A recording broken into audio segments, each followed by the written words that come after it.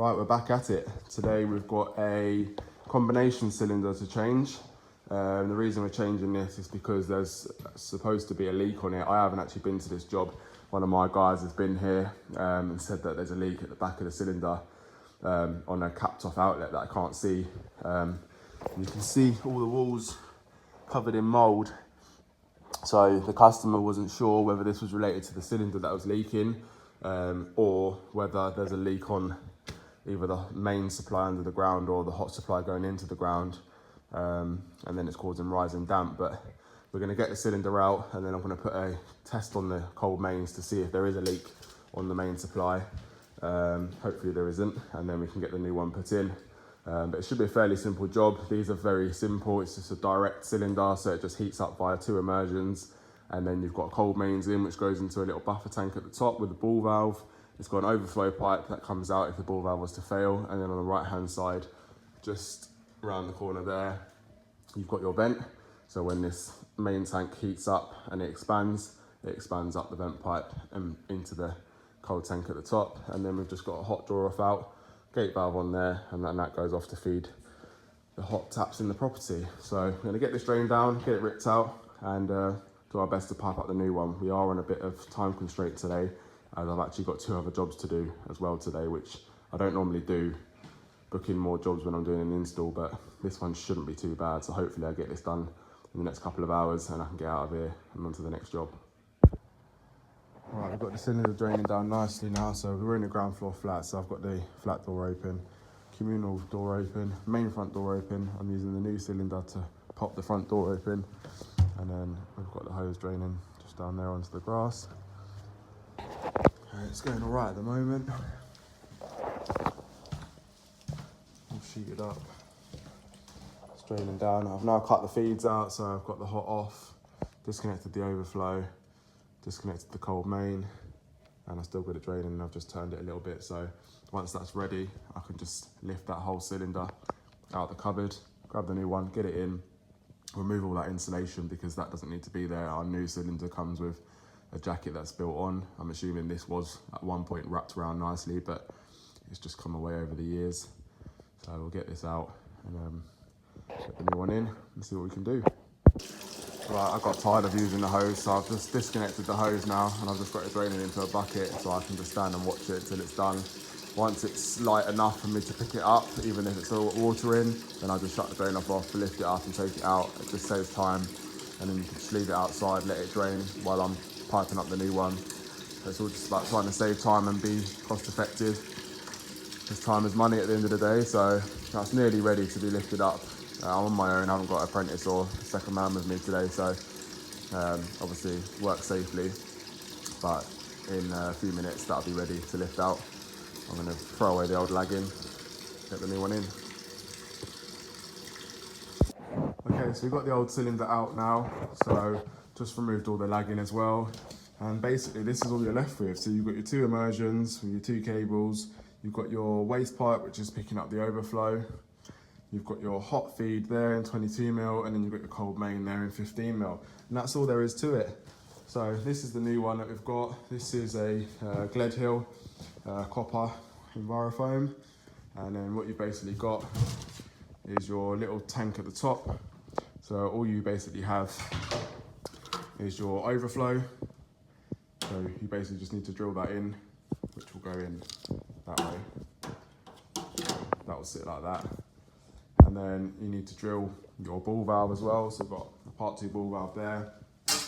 And then that's your vent. So that goes all the way down through the cylinder, and then that's your cold feed. So as this smaller tank fills up, it sends water down that tube, which then goes all the way into the bottom, and then it heats up via the immersions and then comes out the top. So what we've got our 2 immersion holes here. I've got my 2 immersions, and then on the side, what we've got an inch inch female connections, 2 on that side, and then we've got a 1/2 inch at the bottom there and another inch at the top there. So what we've got 3 inch to 22s, and we've got 1/2 inch to 15 So my plan's going to be 1/2 inch 15 in the bottom one there, and then we're going to do an isolation valve, small bit of pipe, a coupling and a drain off, so we can easily drain the cylinder in the future. And then on the top one, that'll be our hot feed. So we'll have male line going into that, bit of 22mm pipe, and then we'll probably bend up or down, install a lever valve on that, and then connect onto the existing hot. And then the other two around the other side, we don't need those, so they will just be capped off. So I've got another 2 male lines there, and then I've just bought 2 press caps, and I'm just going to press 2 caps onto them, as them outlets will never be required. So I'm just going to make the cylinder up now, get the immersions in, get all our outlets on, and then we can lift it into place and then work from there. So shouldn't be too bad. So pushed on this one, cylinder's all in. Just got so I've got the 2 outlets that we didn't use capped off with 2 press fit caps. Got my 2 immersions in. This is our drain point. So what I like to do when I do drain offs on cylinders or anything really is I always put an isolation valve before, so when the washer fails, you can actually just take it out, put a bit of pipe with a nut and olive straight into your hose, and then you've got more full bore control, drains down a lot quicker. We've got a lever valve on our hot's all in and done. Lever valve on our cold main, that goes up, elbows in, and then we've got a isolation tap connector going onto our ball valve, which looks like I've got a small leak on that, which I didn't notice. I haven't even turned the water on yet, so that's strange. And then the overflow is what I've got left to do with the wiring. So while the cylinder's filling up, which I'm going to turn on now, I can quickly connect the overflow to that and then wire up my 2 immersions. And then once it's all tested and working, I'll then insulate the pipework, and then we'll be out of here. But decent little job, it's turned out all right. Not too bad. I've been here for about 3 hours. So it's not bad going. Probably another half an hour and I'll be out of here, so decent job. Right, and that's us finished. Cylinder's all in, it's all been lagged up, all been filled and tested. Both immersions are on at the moment just to heat it up a bit quicker, and then I'll turn the top one off. This is actually a rental property and new tenants moving in tomorrow, so I'll call the landlord now and see if he wants the immersions left on or not. And then we'll just do what he asks. But we're all in, isolation valve on the ball valve feed, cold feed all lagged up, overflow has been installed, ton dish has been put on there to stop any smells, as it does connect into a waste pipe that connects onto the bathroom. And we've lagged all the pipe work as neat and as best as we can. That's all working. All the tools are out apart from my hand tools. Just gonna have a sweep up off this floor and in the hallway. And we are all good to go. Stopcocks back on. That's the flow rate on the hot, so obviously it's not great, but this is what you get with these types of systems. But they do have an electric shower in the bathroom. Cold's very good, but the hot is poor. But when you're in properties like ground floor flats and you haven't got head height, apart from installing an unvented, which is what I would have preferred to have done, but the customer just wanted a light for light swap, so that's what we gave him. But we do have a electric shower, so they do have access to hot water that way. That's the hot on the basin, cold on the mains. And I've just got to now get all my gear into the van, come back with the broom, have a sweep up, and we'll be out the way. On to the next one.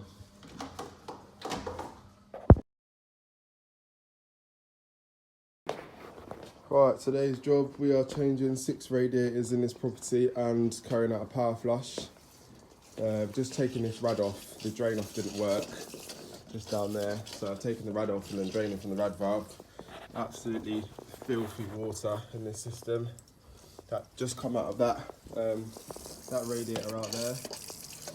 Because the drain off didn't work, we've put a washing machine hose on the rad valve and we're just draining it out onto the floor here, and then we'll wash the patio down afterwards. So we've got this radiator to change here with a bit of pipework alterations. We've got one back there which is top and bottom, same side. So we'll put a new one there and adjust that accordingly.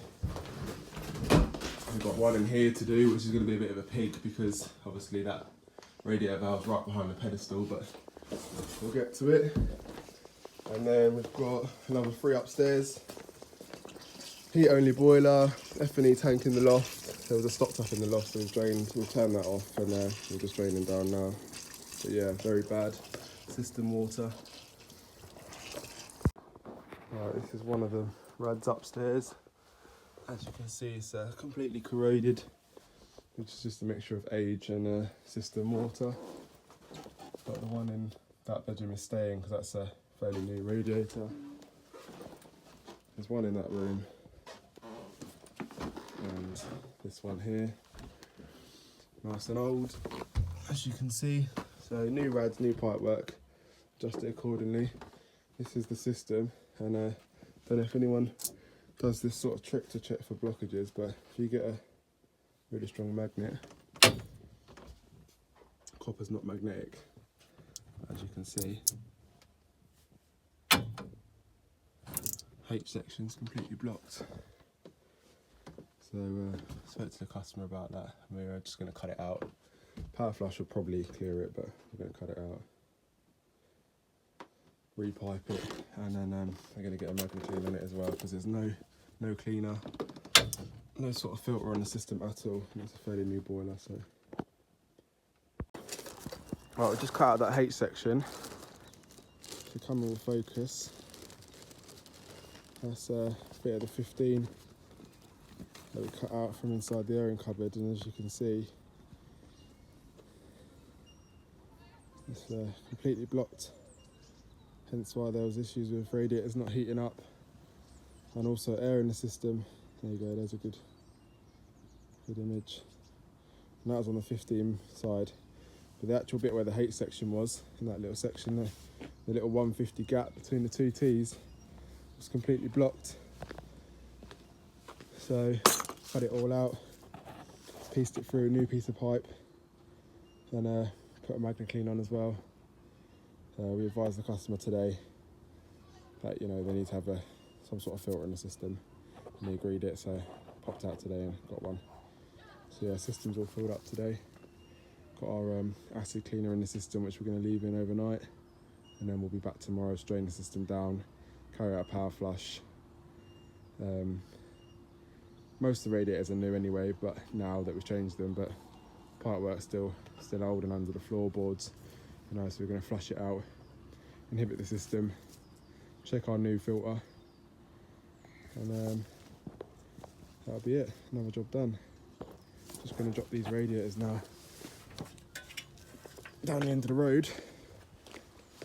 What I do, because we're in one of these houses where you're not attached to the road, so what we're going to do, I'll then just walk it down to the end of the road, put it against the wall, and hopefully someone will come and take them. Right, we're back here again. This is the second day. We're just draining the system down now. So this is one of the new rads that got changed yesterday, which was a bit of a bummer.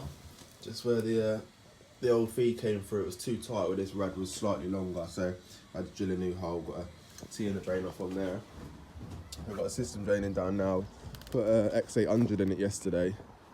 I've just got it draining at the moment. Just replenishing it with fresh water from the feed and expansion tank. So we're just going to drain a load of the water out, and then we can get on with the cleaning process. So like I said, we put X800 in it yesterday. Today we're going to be putting Camco Hyperflush. We've got a boiler with an aluminium heat exchanger, so there's only certain chemicals that can be used. This radiator didn't get changed yesterday in the end. I just wanted to keep this one, so just put new valves on either side. And changed the one behind this sofa. And then, like I said, the one in the bathroom.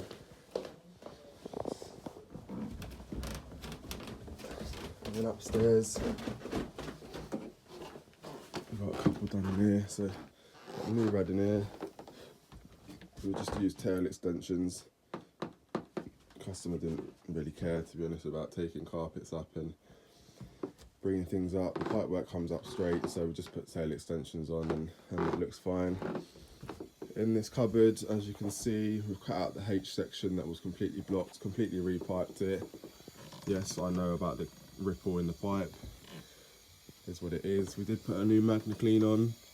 It wasn't originally quoted for because I don't think I actually saw that there wasn't a filter on it. But yeah, we spoke to the customer yesterday and he agreed to pay the extra little bit. Didn't charge them any labour costs because I was already going to be cutting out the H section anyway. So it was literally just the materials. I've got a full bore valve on our cold feed, and then what we do, put a compression joint on our expansion, and then what we can do when we power flush is we can undo that and then cap off the vent so we haven't got to go in the loft, so that we can do our flush. So yeah, that was our X800 from yesterday. So that was running all night from about 4 o'clock when we left, well no, about 2 o'clock when we left, all the way till this morning. And now we're draining it down, replenishing the system with fresh water just to try and get rid of the X800 out of the system so that it doesn't mix with our new Camco cleaner. And then we'll start flushing. This is the radiator in this bedroom. So I actually did take the carpet up in this one simply because the carpet is absolutely loose as anything, and the floorboards were easily removable, so that one I managed to just keep the pipe and move it over. And this side I just took the floorboard up, bent a new 90 down with the benders and connected it on again. I've got the Dayton TRV4s.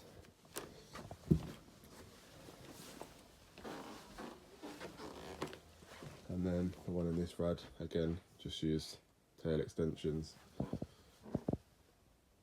Cut that one down a little bit. That was a full length one. Pipework's nice and straight. The bed literally pushes up, all this bed pushes up in front of it, so the customer didn't really care about it coming up straight. Yes, I prefer to do that, but if they don't want the extra work done, then leave it as it is. Right, it's just isolated this Magna Clean, so just going to make sure that's off. Yeah, that's dead. Let's have a little look. So this was just from yesterday. I put this in, had the acid running around the system overnight, so see how much the cleaner's caught. Oh wow.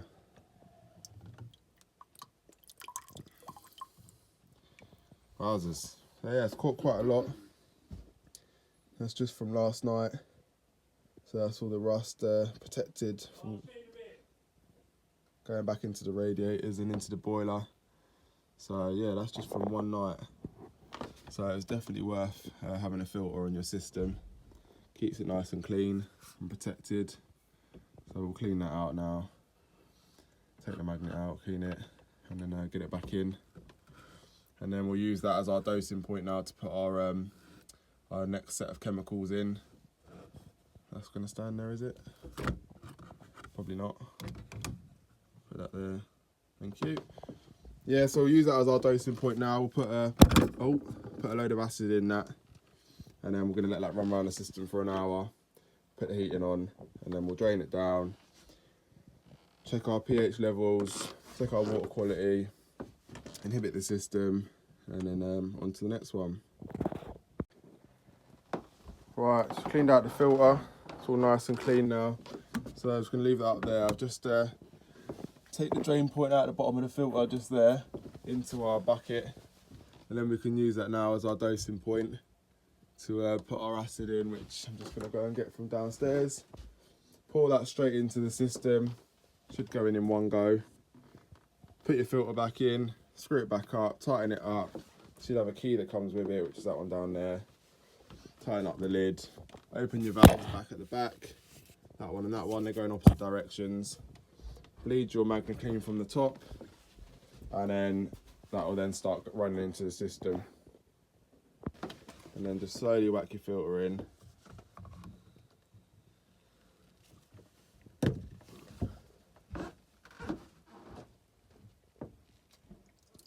Gonna lose a little bit, but don't worry about that.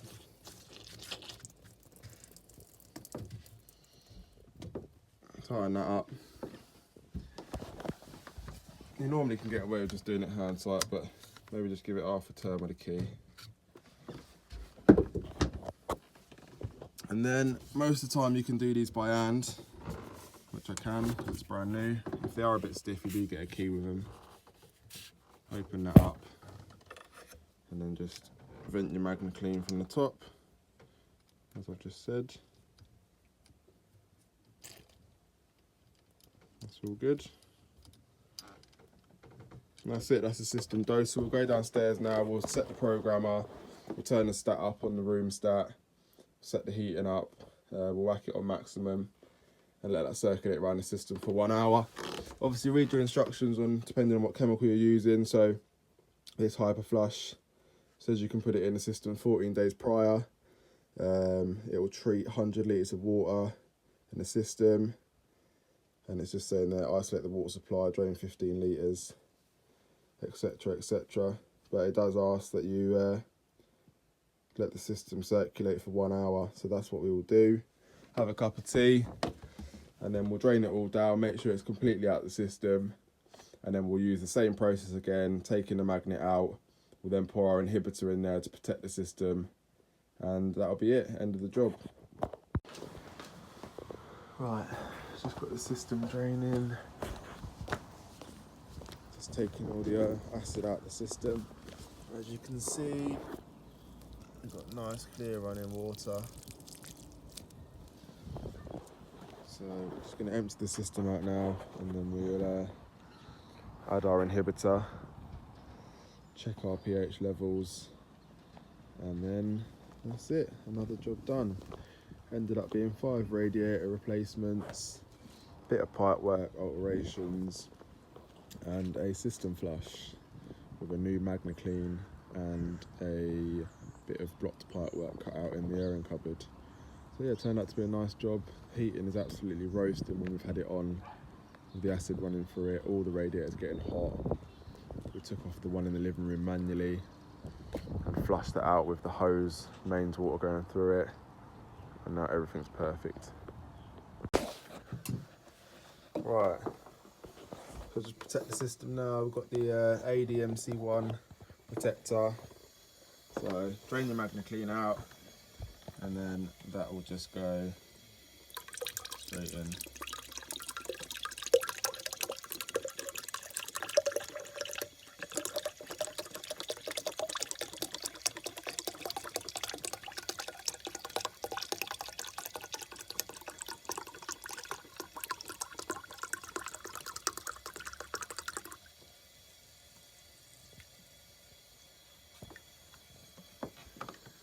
That's it, get your lid back on, job done.